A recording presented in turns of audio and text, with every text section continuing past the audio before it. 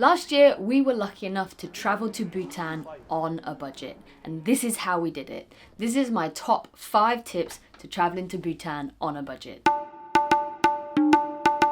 Alright, tip number 1, how to enter matters.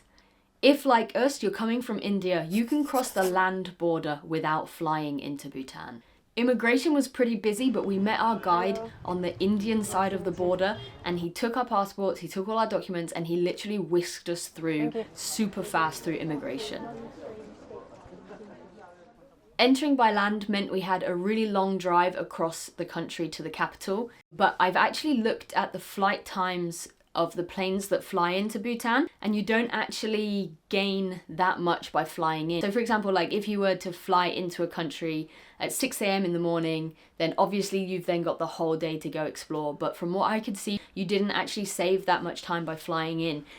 There is a bit of a payoff because the airport in the capital of Bhutan is renowned for having the plane like come in through the mountains, and I think there's only a certain amount of pilots in the world that are allowed to fly this route.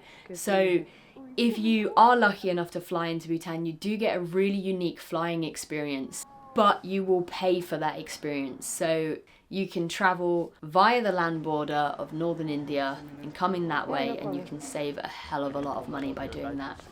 Okay, tip 2, choosing an independent guide.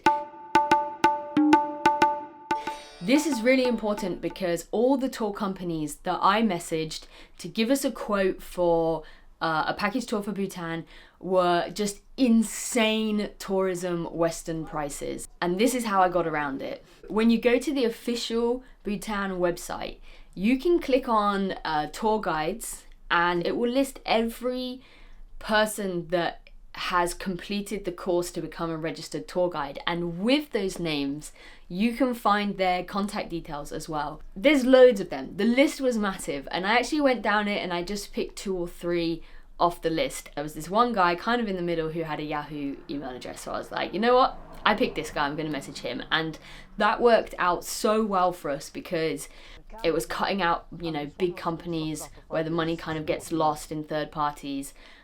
He gave us a really fair quote as well, and he listened to us. We said we were crossing by border. We had all the experience that you would have if you'd book with a major tour company, and it was just the 2 of us, so it wasn't like we had to join anyone else. It was a private tour, but this price was affordable to us as backpackers and it was fair.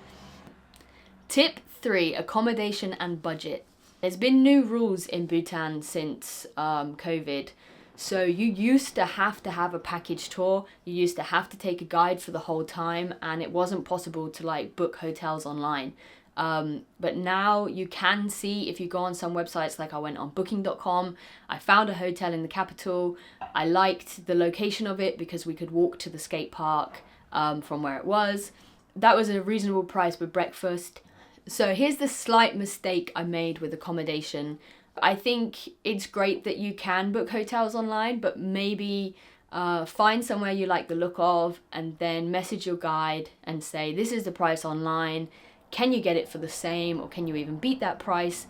Because then you know the money is going directly into the people of Bhutan rather than to outside companies and websites. All right, tip 4, food and hidden costs. So one thing from booking our guide independently was obviously that lunch, some entrance fees, and most food was not included. But Tika was very upfront on how much this would cost us, so that we could plan ahead and make sure that there were no surprises once we got to Bhutan. Paying for our own lunches did catch us out a little bit on the tours because most restaurants that you go to that are touristy restaurants are used to people coming in on package tours, and therefore they have a buffet laid out for them. So in one of the places where we went, we were obviously not on the buffet because we weren't an all-inclusive tour, and they gave us a menu to order from, and it was kind of clear that no one's ever ordered from this menu before because everybody's always on the buffet. And I don't know why they didn't suggest that we could join the buffet for a set price. And we ordered food and it took ages because obviously they've got the buffet ready for everyone, and the quality was just so bad and the portion size was like ridiculously small for what we were paying. So we learnt the hard way on one of the first days, And then from then on, what we did was we just asked to join the buffet. We were just like, well, how much do you want us to pay to join the buffet? And this happened the same in our hotel. For dinner time, it was like, oh, instead of giving us the menu, can we just join the buffet? Like, how much will that cost? And I think that works out best for you and the restaurant, as long as they've made enough food for everyone. To have 2 extra people join was no biggie. So don't get caught out food-wise when you're actually on a tour. This is the taro red rice.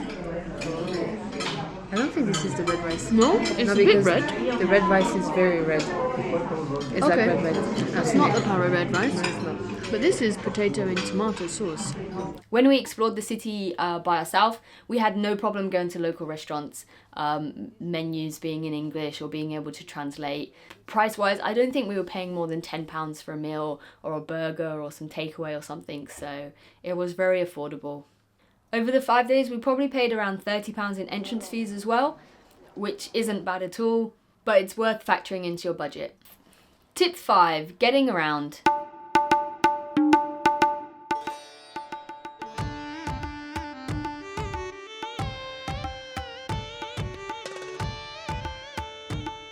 Around the capital city itself, I did see buses go by and I was too shy to get on one. We took 2 taxis independently in the city. One of them gave us a really fair price and the other taxi driver seemed conflicted what to charge us, because, as I said, it's very new for the people of Bhutan to have tourists be able to walk around the city unaccompanied by a guide. So I think we may have been the first time this taxi driver had experienced like Western tourists asking him for a price to take us somewhere. But we didn't get ripped off, we didn't get scammed, so that's a really good thing. Literally, just for being in the country, you have to pay $100 as a sustainable fee per day. The country follows a high-value, low-impact tourism model. This actually used to be $200, but until August 2027, it's reduced to $100 per person, and that's $50 for children. So now is the time to visit. So, Bhutan is not Southeast Asia backpacker cheap. But if you plan smart, cross by land, work with an independent guide, budget your accommodation, you can make it affordable while still supporting the local community. So, would you pay $100 to visit Bhutan? Let me know in the comments below. Like, comment, and please subscribe. Let us know what you think of this video, because it is the first time I've done a video like this, so follow us for more budget travel tips.